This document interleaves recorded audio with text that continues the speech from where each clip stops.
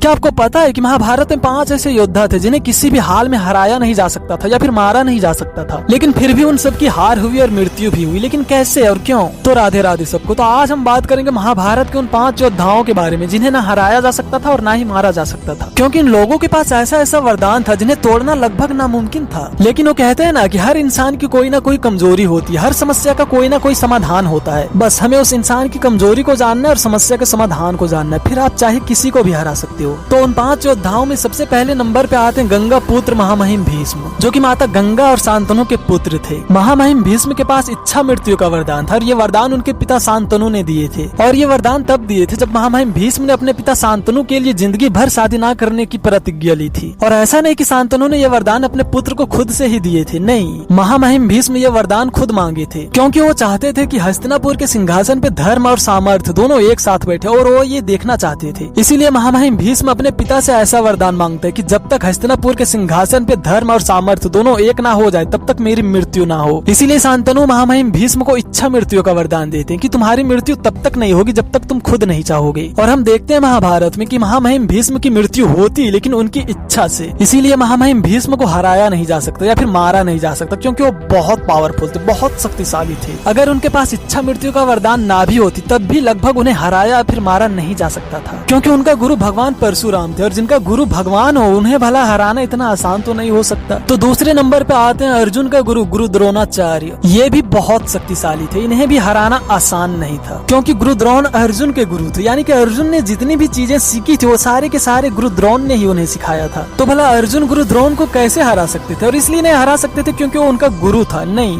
वास्तव में गुरु द्रोण बहुत ज्यादा शक्तिशाली थे। उनके पास भी अंगराज कर्ण के जैसा एक कवच था जिन्हें भेदना आसान नहीं था। यानी कि आप गुरु द्रोण पे जितने भी शस्त्र चलाओगे वो सारे के सारे शस्त्र गुरु द्रोण के कवच में समा जाएगा, ठीक उसी तरह जैसे अंगराज कर्ण के कवच में सारे शस्त्र समा जाते हैं। लेकिन यहाँ पे दोनों अलग टाइप में थे। अंगराज कर्ण के पास जो कवच था वो उनके पास बचपन से था, यानी उन्हें बचपन में ही वो कवच दिया गया था। और गुरु द्रोण के पास कवच नहीं था, वो कवच बनाते थे युद्ध के दौरान। और ऐसा नहीं कि वो कवच किसी भी समय बना सकते थे, नहीं, वो कवच तभी बना सकते थे जब उनका मन शांत हो, मन इधर उधर ना हो। अगर उनका मन विचलित होता था या फिर इधर उधर होता था तो उस समय वो कवच नहीं बना पाते थे। एक और वजह थी जिसके कारण गुरु द्रोण को हराया नहीं जा सकता था, और वो है भगवान परशुराम के सारे शस्त्र। भगवान परशुराम ने अपने सारे शस्त्रों का दान गुरु द्रोण को कर दिया था, और भगवान परशुराम उन शस्त्रों से पूरी दुनिया में कितनी तबाही मचाई थी ये भगवान ही जानते हैं। तो तीसरे नंबर पे आते हैं माता कुंती और सूर्य के पुत्र अंगराज कर्ण। इनकी गाथा तो पूरी दुनिया याद रखेगी। अंगराज कर्ण एक बहुत बड़े योद्धा के साथ साथ बहुत बड़े दानी भी थे, प्यार से इन्हें दानवीर भी कहते हैं। दुनिया में जब जब अर्जुन का नाम लिया जाएगा तब तब अंगराज कर्ण का भी नाम लिया जाएगा। अंगराज कर्ण भी बहुत शक्तिशाली थे क्योंकि इनके सर पे भगवान सूर्य का हाथ था। हम जिस सूर्य को अपने नजरों से ठीक से देख नहीं पाते, उनसे नजर नहीं मिला पाते, उसी सूर्य से अंगराज कर्ण आसानी से नजर मिला लेते थे। अंगराज कर्ण के पास कवच और कुंडल के साथ साथ बहुत सारे शस्त्र भी थे। और चौथे नंबर पे आते हैं बर्बरीक। बहुत से लोग शायद बर्बरीक को जानते भी नहीं होंगे क्योंकि ये महाभारत के युद्ध में थे ही नहीं। युद्ध को देख जरूर रहे थे लेकिन युद्ध नहीं कर रहे थे। बर्बरीक भीम के पोते और घटोत्कच के पुत्र थे और इनकी शक्ति एक अलग लेवल की थी। बर्बरीक को वरदान में 3 बाण मिले थे जिसके जरिए वो किसी को भी हरा सकता है, कोई भी युद्ध जीत सकता है। रणभूमि में चाहे 1 हो या फिर 1 लाख हो, एक ही बाण से सबको मार सकते थे। इसीलिए बर्बरीक को हराना भी उतना आसान नहीं होता। और लास्ट में 5वें नंबर पे आता है जयद्रथ। ये कोई महान योद्धा नहीं था या फिर बहुत बड़ा योद्धा नहीं था, लेकिन जयद्रथ के पिता ने जयद्रथ को एक वरदान दिया था कि जो भी तुम्हारा वध करेगा, जिसके कारण भी तुम्हारा कटा हुआ सर जमीन पर गिरेगा, वो जलकर राख हो जाएगा। इसीलिए जब अर्जुन जयद्रथ का वध कर रहा होता है तब अर्जुन एक अलग तरह का शस्त्र इस्तेमाल करता है जिससे जयद्रथ का कटा हुआ सर सीधा उसके पिता के गोद में जाके गिरता है और अर्जुन को कुछ नहीं होता है। तो ये थे महाभारत के 5 योद्धा जिन्हें हराना आसान नहीं था, लेकिन ये हारे और इनकी मृत्यु हुई।